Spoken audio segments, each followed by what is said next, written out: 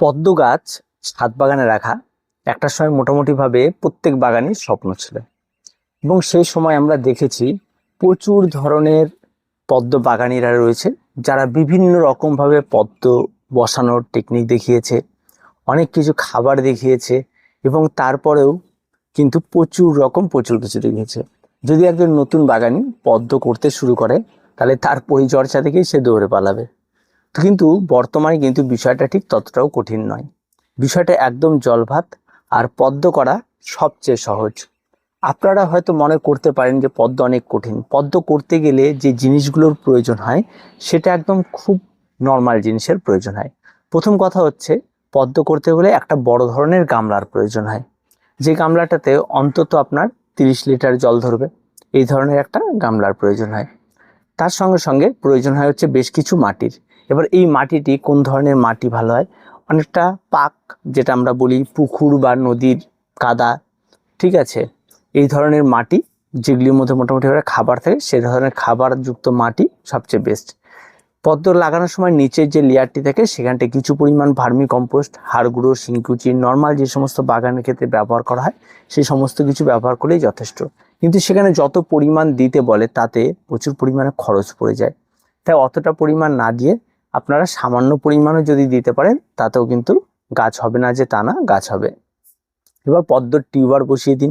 Tuber সম্পর্কে মোটামুটি সবারই বেশ নলেজ রয়েছে, টিউবার নিয়ে নতুন করে কিছু বলার নেই। এবং টিউবারটি কিভাবে বসাবেন, টিউবারটি কোনো একটা সাইড দিয়ে বসাবেন, মাঝখানে বসান, আপনার যেখানে ইচ্ছা আপনি বসান। ও টিউবার আপনি যেখানে বসাবেন সেখান থেকেও ঘুরে ঘুরে ওইটুকু জায়গার মধ্যেও ঘুরতে থাকবে। আর কোনো জায়গা নেই যে সাইডে বসালেও ঘুরবে ভালো, মাঝখানে বসলে ঘুরতে পারবে না, ওরকম কোনো বিষয় নেই। গাছ তার জায়গা নিজে থেকেই করে নেবে। তাই টিউবার বসানোর কোনো সিস্টেম নেই। শুধুমাত্র খেয়াল রাখবেন টিউবারের যে মাথাগুলি, যেগুলি থেকে পাতা বেরোবে, সেগুলি যেন জলের উপরের দিকে থাকে, আর বাকি অংশটা কাদার মধ্যে থাকলেই হবে। এবার সেটা মাঝখানে বসান, সাইডে বসান, আপনার যেখানে ইচ্ছা আপনি বসিয়ে দিন। এবার আসি পদ্মের ভ্যারাইটি। বর্তমানে পদ্মের প্রচুর ভ্যারাইটি পাওয়া যায়, ভ্যারাইটির কোনো শেষ নেই। আমার এখানে নর্মালি দুটো ভ্যারাইটি রয়েছে। প্রচুর ভ্যারাইটি থাকেও, কিন্তু আমি যেহেতু দুটো ভ্যারাইটি শুরু থেকে রয়েছে আর নতুন করে কোনো কালেকশন করিনি, এই দুটো ভ্যারাইটি রয়েছে। প্রথমটা হচ্ছে ইয়েলো প্রোপনি, আর এটা হচ্ছে বোধহয় blood drop, red blood drop কিছু একটা বলে, এরকম নাম, এই ধরনের। তো গাছটা করতে গিয়ে আমি যেটা বুঝেছি যে একদম সহজ পরিচর্যার গাছ। যে গাছগুলি আপনারা দেখতে পাচ্ছেন, গাছ লাগিয়ে দেওয়ার পর ঠিক মাঝামাঝি একটা সময়ে যখন গাছে নতুন নতুন পাতা ছাড়তে শুরু করেছে, তখন আমি গাছে একবার খাবার প্রয়োগ করেছি। এখানে একটা রাসায়নিক খাবার প্রয়োগ করেছিলাম, যেটার নাম ছিল এনপিকে 15-15-15, বা যেটাকে আপনারা সুফলাও বলতে পারেন, এই খাবারটি। আর তেমন কোনো খাবার ছিল না। সেটা মোটামুটিভাবে প্রত্যেকটা গামলার জন্য অন্তত 20 থেকে 25 গ্রাম করে নিয়েছিলাম, নিয়ে একটা কাগজে মুড়ে ঠিক তার মাঝামাঝিতে কাদার মধ্যে পুঁতে দিয়েছিলাম। ঠিক আছে, এটা একবারই করা হয়েছিল, তাতে গাছের রেজাল্ট এই পর্যন্ত আছে। তাতে আমার যেটা মনে হয় যে ওই যে খাবারটি আমি দিয়েছিলাম তাতে একটা বেশ ধাক্কা মারে। আর তার থেকেও সবচেয়ে ভীষণ উপকার যেটা এসছে সেটা হচ্ছে সময়টা। যখনই আমি দেখেছি যে একদম জুন জুলাই মাসের দিকে চলে আসে এই সমস্ত গাছগুলি, এবং বৃষ্টি যখন পড়া শুরু হয়, তখন এই গাছগুলির গ্রোথগুলি আরো ভালো হয়। সেটা খাবারের জন্য নয়, একদম সেই সময়গুলোতে নতুন পাতা বেরোলে রোগাক্রান্ত হয়, পোকার আক্রমণ ঘটে। কিন্তু যখন থেকে বৃষ্টিটা স্টার্ট হয়, তখন থেকে পদ্ম গাছের গ্রোথগুলো আরো সুন্দর হয়ে ওঠে, এবং তার ফুল ফল ধারণ ক্ষমতাটা আরো বাড়তে থাকে, এবং ফুলগুলি অনেক বেশি সুন্দর হয়ে থাকে। তাই অযথা বারবার করে পদ্ম গাছে খাবার কোনো প্রয়োজন হয় না। শুধু আপনাকে যেটা করতে হবে সেটা হচ্ছে মেনটেনেন্স করতে হয়, একটু পরিষ্কার পরিচ্ছন্ন করে দেবেন গাছগুলিতে। ধরুন পাতাগুলিতে হয়তো পুরোনো পাতা রয়েছে, কিছু কেটে দিলেন, ঠিক আছে, কোনো পাতা গোড়াটিকে একটু পরিষ্কার পরিচ্ছন্ন রাখলেন। আর তার সঙ্গে সঙ্গে সবচেয়ে গুরুত্বপূর্ণ যে বিষয়টা কথা বলে সেটা হচ্ছে গোড়ায় জল।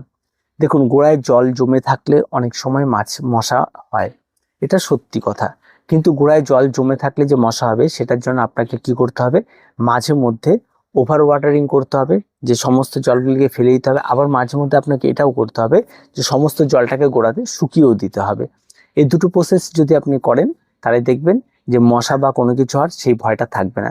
আর যদি কোনো কারণে মশার লার্ভা বা কোনো কিছু দেখেন, তাহলে তার ভেতরে কয়েক ফোঁটা কেরোসিন তেল দিয়ে দিতে পারেন, আপনি ব্লিচিং দিতে পারেন, কোনো রকম কোনো অসুবিধে নেই।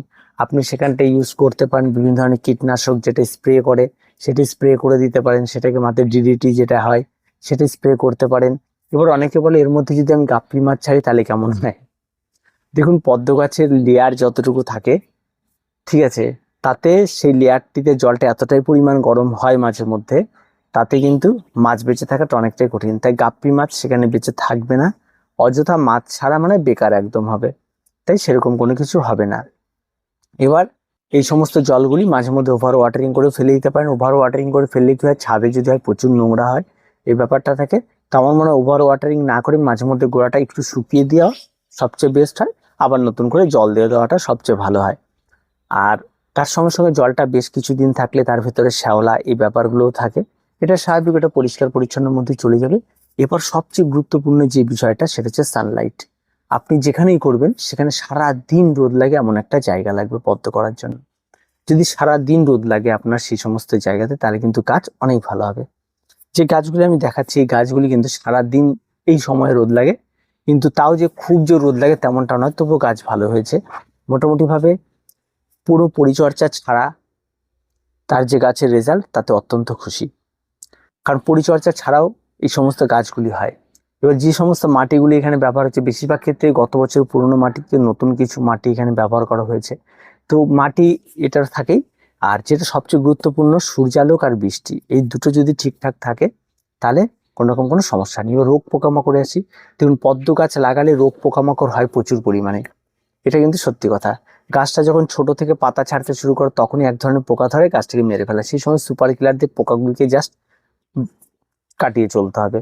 তারপরে যখন একটা বৃষ্টি হয়ে যাবে, গাছ দাঁড়িয়ে যাবে, তখন কিন্তু আর কোনো কিছুর প্রয়োজন পড়ে না। তার সত্ত্বেও যদি মাঝখানে আরেকটা বার আক্রমণ ঘটে এক ধরনের শুয়োপোকার, এই শুয়োপোকাও খুব ভীষণ উৎপাত করে, পদ্ম গাছে পাতা খেয়ে ফেলে। তখন আপনি সুপার কিলার দিয়ে এটা কাজটা সেরে নিতে পারেন। তবে সেটা বারবার স্প্রে করতে হয় পোকা যতক্ষণ না সম্পূর্ণ শেষ হচ্ছে। তারপরে যখন মোটামুটি ভাবে গাছ নিজে থেকে স্ট্রং ভাবে গ্রোথ নেওয়া শুরু করে, তখন মোটামুটি পোকা টোকা থাকে না, ফাঙ্গাল আক্রমণ তেমন থাকে না, তখন গাছ বেশ ভালো হয়।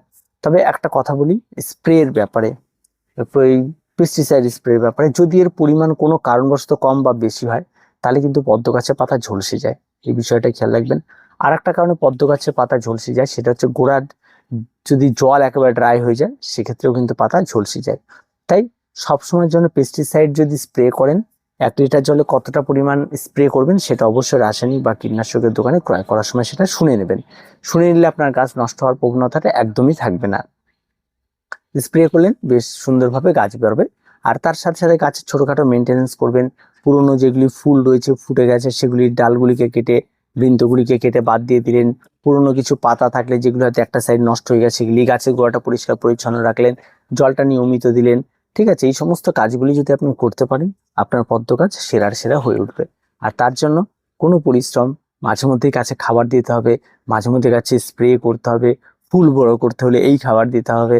ঠিক আছে, অত কিছুর মধ্যে যাবেন না, নর্মাল বাগান করুন, কম পরিচর্যায় গাছ করুন, গাছ অনেক বেশি ভালো হবে। গাছকে এক কথায় গাছের মতো বাড়তে দিতে হবে, তাহলেই গাছ সুন্দরভাবে বেড়ে উঠবে।